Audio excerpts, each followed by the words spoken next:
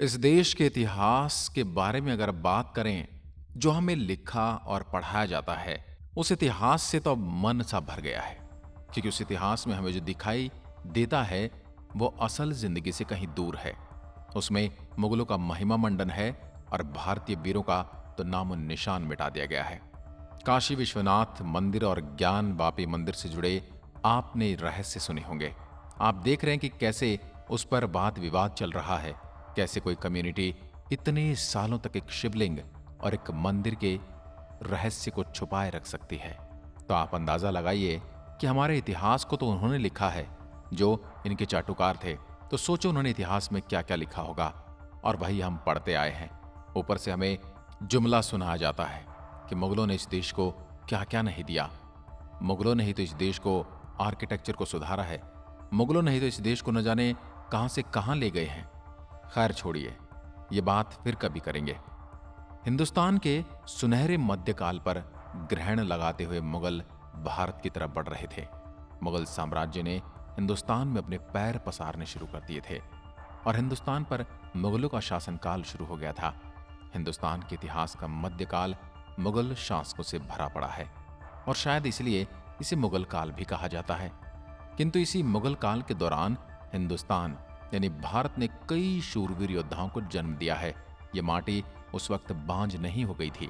ये माटी उस वक्त भी शूरवीरों को जन्म दे रही थी, जिन्होंने मुगलों की नींद हराम कर दी।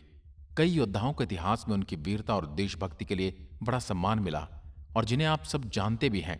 किंतु कुछ ऐसे भी हिंदू राजा हुए जिन्हें इतिहास में कहीं जगह नहीं मिली, जबकि उनका इतिहास में बड़ा ही महत्वपूर्ण योगदान रहा है।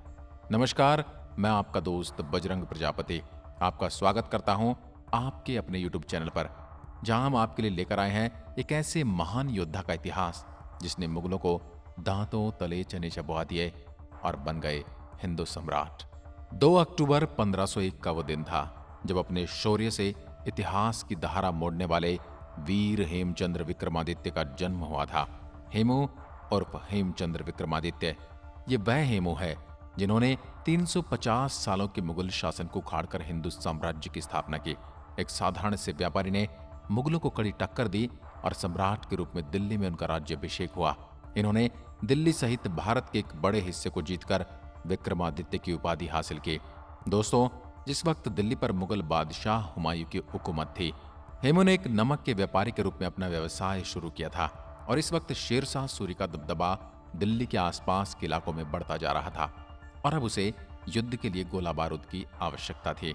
इस मौके का फायदा उठाकर अपने पिता के साथ मिलकर हेमू ने शेर शाह सूरी को बारूद और अनाज बेचना शुरू कर दिया और फिर 17 मई 1540 को कन्नौज के पास बेलग्राम में एक युद्ध में शेर शाह सूरी ने हुमायूं को परास्त किया और हार के बाद हुमायूं भारत छोड़कर भाग गया और दिल्ली की गद्दी पर शेर शाह सूरी ने अपना अधिकार जमा लिया।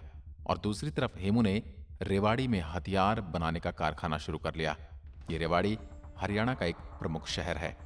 अब 25 मई 1545 को शेर शाह सूरी ने अपना सारा राजपाट अपने दूसरे बेटे जलाल खान को सौंप दिया और गद्दी पर बैठते हैं जलाल खान को सलीम शाह की उपाधि से नवाजा गया। राजपाट संभालते ही सलीम शाह ने बंगाल से लेकर सिंधु तक अपने पिता द्वारा कब्जा किए हुए क्षेत्र में एक सराय का निर्माण करवाया और अपनी राजधानी को दिल्ली से ग्वालियर स्थापित कर दिया। सलीम के अनुसार ग्वालियर ज्यादा सुरक्षित स्थान था। सलीम के शासन में हेमू को इस सराय और बाजार का मुख्य अधीक्षक बना दिया गया। कुछ समय के बाद सलीम ने अपने 12 वर्षीय पुत्र को अपना उत्तराधिकारी नियुक्त कर दिया, लेकिन सलीम शाह के भतीजे ने षड्यंत्र रचकर उसके पुत्र की हत्या करवा दी और खुद राजगद्दी का वारिस बन गया। बाद में अपनी ताजपोशी के बाद वह आदिल शाह सूरी के नाम से प्रसिद्ध हो गया। लेकिन आदिल शाह इतने बड़े साम्राज्य को संभालने के काबिल नहीं था और फिर आदिल शाह ने हेमू को अपना वजीर नियुक्त कर दिया और इसके बाद पूरी सल्तनत की जिम्मेदारी हेमू के हाथ में आ गई और हेमू ने युद्ध में गवर्नर जुनेद खान को पराजित कर आदिल शाह की नजरों में अपना रुतबा और बड़ा कर लिया। कुछ समय पश्चात आदिल शाह का स्वास्थ्य बिगड़ने लगा और सुल्तान को कमजोर पड़ता देख कई अफगानी शासकों ने विद्रोह कर दिया। सुरशासन के शासकों के आपसी टकराव से आदिल शाह का राज्य 4 भागों में बंट गया और अपने पर खतरा महसूस होता देख आदिल शाह ने अपनी राजधानी चुनार स्थानांतरित कर दी। अब बात आती है सन 1555 की, जब इब्राहिम सूरी ने आदिल शाह पर आक्रमण कर उसे पराजित कर दिया और आगरा व दिल्ली को अपने कब्जे में ले लिया। अब आदिल शाह के पास बस मालवा का क्षेत्र ही रह गया था। इसके बाद सिकंदर सूरी ने इब्राहिम सूरी पर हमला कर उसे हरा दिया और दिल्ली की गद्दी पर बैठ गया। इस हार के बाद इब्राहिम सूरी ने आदिल शाह पर फिर से हमला बोल दिया, लेकिन इस बार आदिल शाह ने हेमू के नेतृत्व में अपनी सेना को युद्ध के लिए तैयार किया। हेमू के नेतृत्व में आदिल शाह की सेना ने युद्ध जीत लिया और इब्राहिम सूरी अपनी जान बचाकर भाग गया। इसके बाद हेमू ने मोहम्मद सूरी को युद्ध में परास्त किया। दूसरी तरफ हुमायूं फिर से दिल्ली की ओर बढ़ा और उसने सिकंदर सूरी को हराकर अपना मुगलिया परचम लहरा दिया। सन 1556 को हुमायूं की मौत हो गई और इस वक्त हुमायूं का पुत्र अकबर बैरम खान की निगरानी में पंजाब में था। दूसरी तरफ दिल्ली की गद्दी पर कई राजाओं की नजर थी जो हुमायूं के बाद खाली हो गई थी। आदिल शाह ने दिल्ली पर आक्रमण कर जिम्मा हेमू को सौंप दिया और हेमू ने दिल्ली की तरफ कूच कर दिया और हुमायूं की सेना को हरा दिया और एक बार फिर से दिल्ली पर आदिल शाह की हुकूमत हो गई।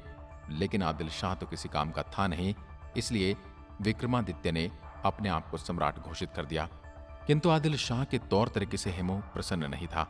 अब हेमू अपनी चाल चलने को तैयार था। हेमू ने सबसे पहले मुगलों की लूटी हुई दौलत और हाथी अफगानियों को बांटकर उन्हें अपने पक्ष में कर लिया और फिर हेमू ने आदिल शाह के खिलाफ बगावत कर दी। 7 अक्टूबर 1556 को हेमू ने दिल्ली की गद्दी पर अपना अधिकार स्थापित कर दिया। राजगद्दी मिलने के बाद दिल्ली के पुराने किले में हेमू का राज्याभिषेक किया गया और हेमू को हेमचंद्र विक्रमादित्य की उपाधि से सम्मानित किया गया और आखिरकार 350 सालों के बाद एक बार फिर एक हिंदू राजा दिल्ली का सम्राट बना। सम्राट बनते ही हिंदुओं और भारतवासियों की ताकत बढ़ाने के लिए हेमू ने दिल्ली के आसपास कई जागीरें अहीर और गुज्जर जनरों को सौंप दी और इसी तरह हेमू ने सूरी वंश के एक बड़े भाग पर राजपूत, जाट और बनियाओं को भारी मात्रा में नियुक्त करने का काम शुरू कर दिया। हिंदू राजाओं को पद देने की वजह से अफगानी नाराज हुए, किंतु हेमू ने उन्हें भी अपने दरबार में पद देकर उन्हें अपने साथ सम्मिलित कर लिया। हेमू ने 1500 हाथियों वाली एक बड़ी सेना तैयार कर ली जो किसी भी युद्ध में सक्षम थी, किंतु दुश्मन दूर नहीं था। हुमायूं का भरोसेमंद बैरम खान घात लगाए बैठा था और उसने अकबर को युद्ध से दूर रखकर दिल्ली पर चढ़ाई कर दी। हेमू और अकबर की सेना के बीच 5 नवंबर को एक भयंकर युद्ध हुआ जो पानीपत के द्वितीय युद्ध के नाम से जाना जाता है। एक तरफ जहां हेमू स्वयं युद्ध कर रहा था, वहीं दूसरी तरफ बैरम खान और अकबर युद्ध से कहीं दूर बैठे इस बात की प्रतीक्षा कर रहे थे कि यदि हमारी सेना हार जाती है तो हम अफगान भाग जाएंगे। हेमू बड़ी बहादुरी और वीरता से युद्ध कर रहा था, किंतु अचानक एक तीर आकर उसकी आंख में लगा, जिसकी वजह से वह कमजोर पड़ने लगे। उन्हें अपनी आंखों से तीर तो निकाल लिया, किंतु उनकी आंख भी तीर के साथ बाहर आ गई। एक आंख होने के बाद भी हेमू बहादुरी से लड़ता रहा। दुश्मनों ने उन्हें घेर लिया। उसके बाद हेमू को बंदी बना लिया गया और बैरम खान ने हुमायूं को अधमरी हालत में ही सर काटकर उनकी हत्या कर दी। और कुछ लोग तो ये भी कहते कि अकबर ने अपना पहला कत्ल हेमू का किया था और उसी के बाद उन्हें गाजी कहा गया और यहीं समाप्त हुआ अंतिम हिंदू सम्राट का इतिहास। क्या आप इसके बारे में पहले से जानते थे? हमें कमेंट में लिखकर जरूर बताएं। अगर वीडियो पसंद आया हो लाइक शेयर जरूर करें। धन्यवाद। जय हिंद, जय भारत।